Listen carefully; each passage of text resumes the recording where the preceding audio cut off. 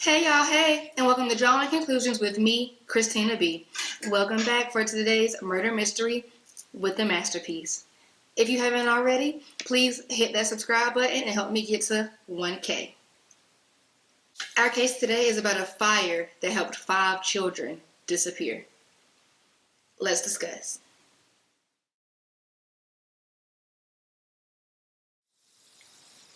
Giorgio Sodder, known as George, was born November 23rd, 1895, in Tula, Italy. George immigrated to the U.S. with his brother, who soon returned to Italy, leaving him in the U.S. by himself. George settled in Fayetteville, West Virginia, and soon met his wife, Jenny, who was born March 2nd, 1903, and was also an Italian immigrant. George started his own trucking company, and the family soon grew to include 10 children. Though the family was very much respected in their community, some did not like George's strong opposition of Benito Mussolini. In October of 1945, a traveling insurance agent came to the Sodder home, and he was trying his best to sell an insurance policy to George. George declined to buy the policy, and the insurance salesman told him that his house would go up in smoke and that his children would be destroyed. The salesman said that the cause of this tragedy would be the dirty remarks that George had been making about Mussolini. George laughed it off and thought nothing more of it. A couple weeks later, a man came to George looking for work. He asked to fix the fuse boxes at the Sodder home, warning George that one would catch fire if it was not fixed. George didn't hire the man, as he had just had the home rewired and had all of the electrical units inspected by the electric company. In December, several of the Sodder children noticed a car with 2 people who they didn't recognize in it, following them from school. It was Christmas Eve of 1945, and the family was preparing for bed. The oldest son was away at war, World War II, and 5 of the remaining children asked if they could stay up later. Now, as was tradition for the Sodder family, the children were able to open a gift on Christmas Eve, and so these 5 children wanted to stay up to be able to enjoy their new present. Jenny agreed to the request for the children to stay up a little bit later, as long as they made sure to properly shut the house down before they ended up going to sleep. This included taking care of the farm animals, turning the lights out, closing the curtains, and locking the front door. Jenny, George, and the 4 remaining children, Sylvia, John, George Jr., and Marion, all went to bed. Around midnight, the phone ringing woke Jenny up. When she answered the phone, there was another woman on the other end of the line, and she was asking to speak to someone. Jenny said she didn't recognize the woman's voice, nor did she know anybody by the name that the woman was asking for. She said she heard commotion in the background that included people talking and glasses clinking. She told the woman on the other end of the phone that she didn't know who she was talking about, and she probably had the wrong number. The woman let out a strange laugh and then abruptly hung up the phone. After the strange phone call, she went to make sure that the house had been shut down and that her children had gone to bed as they were supposed to. She noticed that the lights were on and the curtains were still open. The house had not been shut down like she asked. She went around turning everything off and closing the house down as it was supposed to be. While she was doing this, she noticed one of the children, Marion, was now asleep on the couch. This caused her to believe that the other children had simply gone upstairs and gone to bed and had just forgotten to do what she told them to do. You know, with all the excitement for Christmas and whatnot. With the house finally shut down, Jenny goes back to bed. At about 1 a.m., Jenny was awoken again by the sound of loud bangs on the roof. She said it sounded like something big had hit the roof and was rolling down. She looked around but didn't notice anything out of place, and not hearing the sound again, she tried her best to go back to sleep. About 30 minutes later, she was awoken for a 3rd time, this time by the smell of smoke. She gets up from the bed to investigate and finds the house completely engulfed in flames. There's smoke and flames coming from the living room and from George's office. She wakes up George and all the children that she can locate. George ran to the stairs in order to get to the bedrooms that were upstairs, but there was too much smoke and flames, so he yelled up the steps, attempting to get the kids that were up there to hear him. The 6 of them, George, Jenny, and the 4 children they could find, ran outside. When outside, the 6 of them continued to yell at the house, trying their best to wake up the 5 sleeping children upstairs, to no avail. George sent Marion to a neighbor's house to ask them to call the fire department. The neighbor did, but didn't get any answer from the firehouse. So another neighbor set out to find the fire chief. George decided that he would use a ladder to climb up to one of the second-story windows in order to get the children. But when he went to the spot where his ladder was usually hanging, it wasn't there. Eager to come up with a solution, he decided that he would take one of his trucks and park it beside the house and stand on the roof of the truck in order to be able to reach the window. But when he went to his truck and tried to start it, it wouldn't start. No problem, George thought. I have another truck and I'll try it again. So he did just that. He went to a second truck, tried to start that one to be able to move on with the plan. But that truck also wouldn't start, which was odd because George said that both trucks had been used and were working perfectly a day or so before the fire. While the family was trying all they could to rescue their loved ones, the fire department was still trying to mobilize. Being that it was Christmas and this was a very small town, only one firefighter was on call. And as we already know, whenever the neighbor called, this firefighter could not be reached. So when the neighbor finally found the fire chief, he began the process of notifying all of the other firefighters. And this had to be done through a phone chain, which is exactly what it sounds like. One firefighter calls another firefighter, who in turn calls the next firefighter until they have all been reached. So, of course, that took some time. But eventually, the fire truck would arrive on scene. But by that time, it was 8 o'clock in the morning, and the family believed that the 5 children had perished while they watched the house burn. It only took 45 minutes for the Sodder home to completely burn to the ground. Once the firefighters arrived, they began looking through the ashes along with the police doing a cursory investigation. And during this investigation, as they were looking through what remained of the home, they did not find any bones. No remains were found in any of the ashes.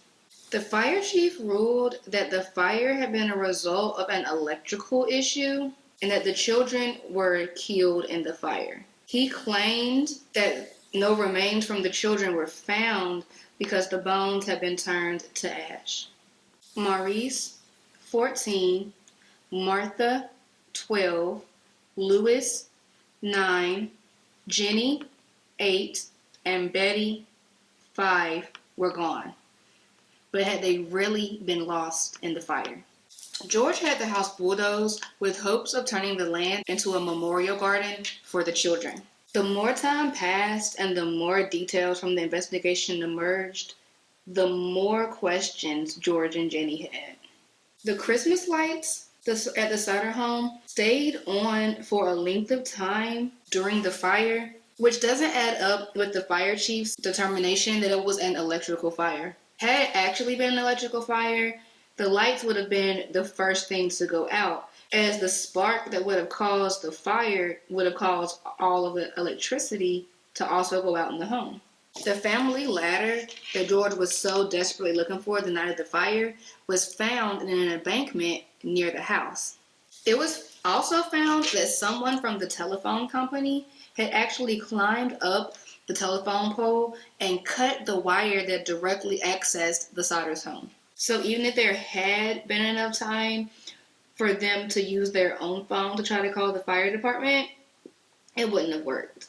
Organs were also found at the site, They were originally thought to belong to the children, or at least one of the children, because it wasn't that many. But it was later discovered that these organs were actually cow's liver. Left there for what? We're not sure. Kitchen appliances were also found in the ashes, and they were fully intact, which caused Jenny to wonder if there were household appliances that were fully intact after this fire, then how come her children's remains weren't? She began to do experiments with animal bones, and no matter how hot she got them, she was never able to make the bones turn into ash. So she went to a crematorium and asked the expert, and he told her that the fire would have to be in excess of 200 degrees and burn for more than 2 hours in order to fully turn a body into ashes. And the fire at the Sodder house didn't get that hot. And as we stated before, it only took about 45 minutes for the house to completely burn down. So it shouldn't have been possible for the children's bones to completely turn to ashes. A bus driver came forward who said that on the night of the fire, they saw somebody throwing fireballs at the home. And this statement given by the bus driver coincides with the time that Jenny said she heard something being thrown and hitting the roof of the house and then rolling down. And once the snow melted, green metal pieces that looked like grenades were found near the home, which added another level of truth to the story that Jenny told. The missing children were also seen on more than one occasion after the fire took place. People in town who were familiar with the Sodder family and the Sodder children said that they saw all 5 of the children in a car just hours after the fire took place. A waitress at a restaurant not too far from the city where the children lived said that she saw all 5 of the children on Christmas Day and served them breakfast. She also stated that they were with 2 women and 2 men who both fluently spoke Italian. She also said that when she tried to speak with the children, just normal banter that you get from a waitress, the adults spoke to each other in Italian and nobody else in the party would then speak to the waitress. She stated that the men that the children were with seemed aggressive. A woman in South Carolina also said that she saw the children with 4 adults at a hotel. Jenny and George went to the police as well as the FBI with this information that they had found in hopes that they would open the case up and investigate it as a missing persons case instead of, the children being deceased. But neither entity did so. Jenny believed that her children were still alive and put up a billboard along Route 16 for someone to come forward with information. The billboard also announced a $10,000 reward for the safe return of her children. The billboard stayed up until Jenny passed away in 1989. In 1949, the site was excavated and a few bones were found. The bones were said to be human vertebrae from a male thought to be between the ages of 16 and 23. The oldest Sodder child that had gone missing was only 14 years old. The bones had been studied by an expert at the Smithsonian who said that the bones contained no fire damage, and it was weird that no other bones or pieces of the children were found amongst the ashes. In 1968, Jenny received a photo in the mail. On the back, it read, "Louis Sodder. I love brother Frankie. I Lil Boys. A90132. The man in the picture looked like it could have been Louis. The letter had no return address, but it had been mailed from a town in Kentucky. The police thought it was a hoax and wouldn't further investigate. But George and Jenny found hope in this photo, and so they hired a private investigator. The PI took the parents' money and was never heard from again. Now, when I first saw that detail, I was like, oh my gosh, what an asshole. He came and benefited off of these parents' grief. But then the conspiracy theorist in me came out, and I was like, what if he actually did the research and he got close to finding out the truth, or actually found out the truth, and he was killed as a result? I mean, it makes sense. The family does believe that the mafia had something to do with these children disappearing. In 1969, George passed away. Only one member of the Sodder family remains, the youngest child, Sylvia. Y'all, I wanted to show y'all, like, the painting is finished. I did a flame because we talk about a fire. But I want y'all to see how, just look. Now this is my original. This is like, because every week or every time that I do a murder mystery with the masterpiece, I paint the picture out first, like how I want it to look, and then I use that as like a base for the picture that I do while we're talking. And as you can see, they look completely freaking different. It's very hard to make a good picture while you're telling the story. I tried my best. I'm not complaining because this was my idea. I just want y'all to see the difference. And I did mess it up because I laid a piece of paper on it before it dried. So now we had like all these little white spots. But anyway, just like seeing the difference, like me focusing on the picture and taking my time in doing it versus talking and sloppily trying to finish a picture before I finish the story.